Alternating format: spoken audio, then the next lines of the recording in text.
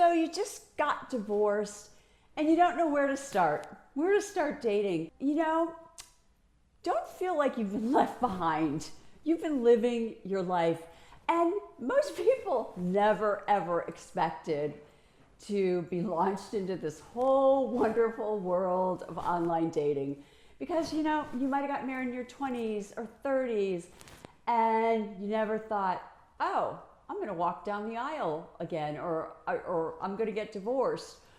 That probably never entered your mind. You've lived your life, and yes, it's changed, but you know what? I think it's changed for the better, and I'll tell you why I think that, and then I'll give you advice on what to do.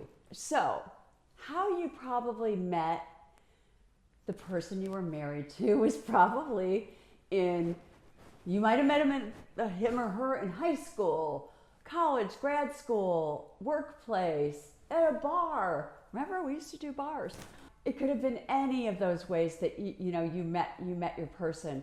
And think of the pool of people as you got older and approached 30. The pool got smaller, and then you got married. Whether you got married in your 20s or your 30s really doesn't matter. But now you're divorced and you're thinking, where do I start? I have no idea. I know there's apps out there. I don't know how to use them. I don't really know what to do. So let me help you. Okay, so first of all, let me explain your options.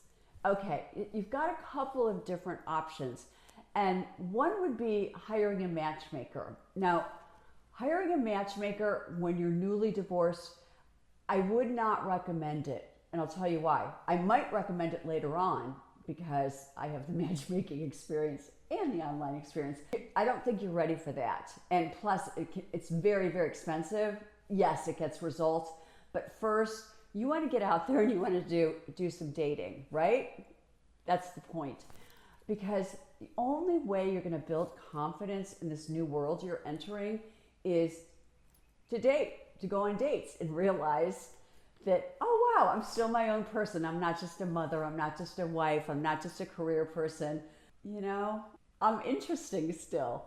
Okay, so let's talk about the online world. Don't listen to the scary stories. Online started evolving in the 1990s, late 1990s. And 1990s to the early 2000s, it was a mess, okay? And that's when you hear the horror stories from the dating apps. They were trying to get their acts together. They didn't know what they were doing yet. There weren't the algorithms. There wasn't any of that stuff. By 2015, it had gotten a lot better. Now we're in 2025. Oh no, we're not. We're in 2026. Sorry about that. But it's gotten so good. I love it because you have so many options now. And I know you're scared. Or maybe you're really excited. If you're really excited, yay, you. Or you might be scared, nervous, and excited. Those are totally normal emotions to be going through. And I have clients that start dating a month after their divorce, start dating while they're still separated and waiting for the divorce to go forward. I have clients that wait 5 years after their divorce and they're finally ready to start dating. So here's the thing. There's 1,400 dating apps and platforms out there. A lot, right? Yeah, there sure are. So I always tell my clients, the top 25, that's where you want to be, the top 25 sites. There's just like little micro sites like the meditation dating site. Even though I like to meditate, I would not go on it because there's hardly anyone on it. And they probably live, on the other side of the world. They're in India meditating. Anyway, so we've got to get you, number one, you've got to get on the right site.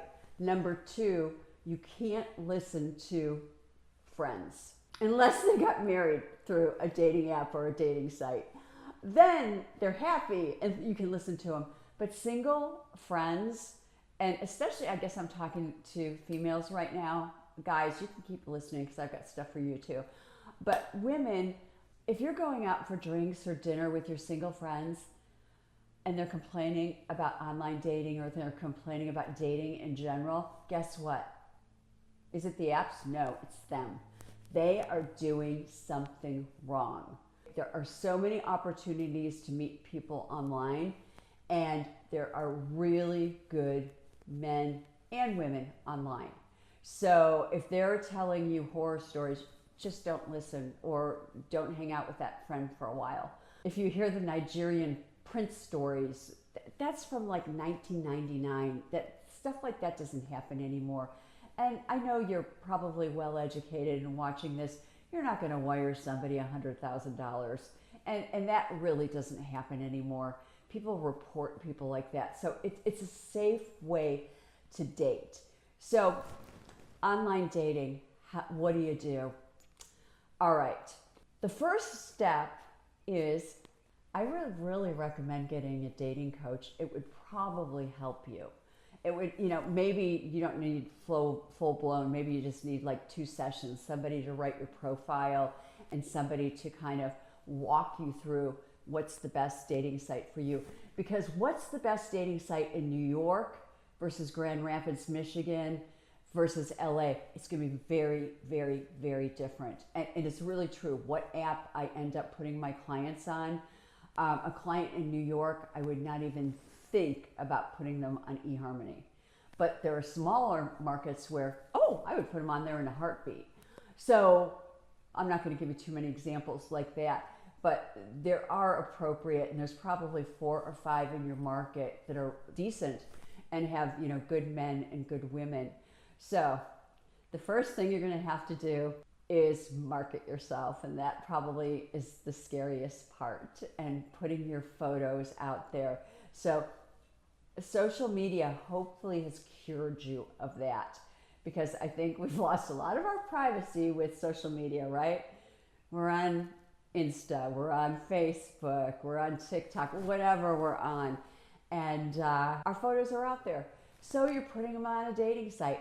So first of all, you want to make sure you're going to choose really great photos of yourself, and that's where maybe a dating coach can come in and help. And you're going to have to know the right dating site to go on, and that takes some research. Just because your friend in Dallas got married through Coffee Meets Bagel does not mean in Tallahassee, Florida, that's the place to be, because believe me, it's not.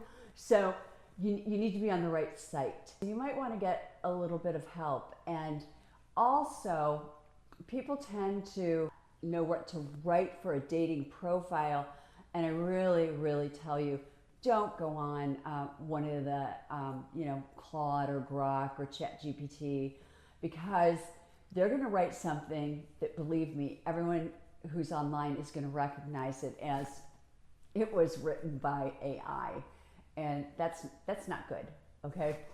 So, you're just going to write from your heart. You're going to be honest. You're always going to be honest about your age, okay?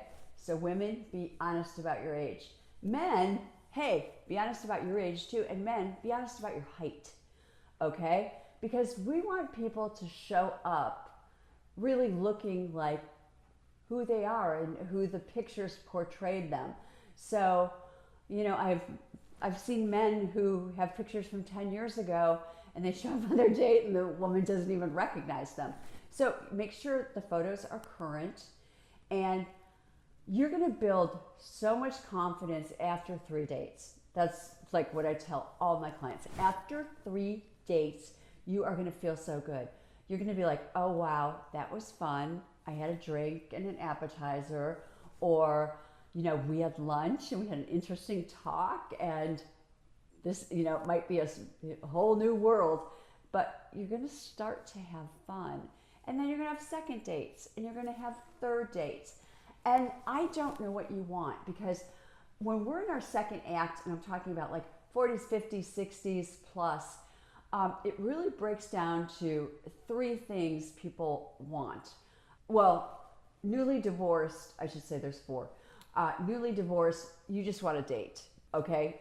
That's all I want you to think about initially for the first couple of months. Get out there, meet people, get used to this. Okay, once you do meet somebody and you're in a relationship, what I see happening to people one of three things. It's like one third, one third, one third. One third end up getting married again. One third end up in monogamous relationships, and one third end up living together. So there is like, we live such a longer life, than our parents did. And when you say 60 now, it's not old. So if you think you're too old to date, you are not too old to date. My oldest client ever was a 90-year-old man who was playing tennis like 3 times a week. But you know, if you're in your 50s, 60s, 40s, 70s, get out there. You've got some good years ahead of you. And when you're ready to date, do the research. Oh, you know, the other thing you could do, read my book. My book's really good. And it's a good, easy way to get a lot of information about dating. It's called Second Acts Winning Strategies for Dating Over 50. And last year, it's a 2025 book, it was on the bestseller list at Amazon. And you can still get it at Amazon. So again, it's by Andrea McGinty. Good luck with dating. If you have questions, you want more information, I love posting videos, and you know, follow me below and you'll see the new things that I put out. And then you can always get in touch with me on my website too. I do 15-minute calls. And you know, when I do that 15-minute call with somebody who's newly divorced, we're talking about you. I'm not selling you something. We're really talking about you. And my whole thing is he or she ready for me to really date yet? And I would say most people are, but there's some that I say, you know, I think you should wait a few months. Okay, have a lovely day. That's it. Signing off. Follow me below. Thank you.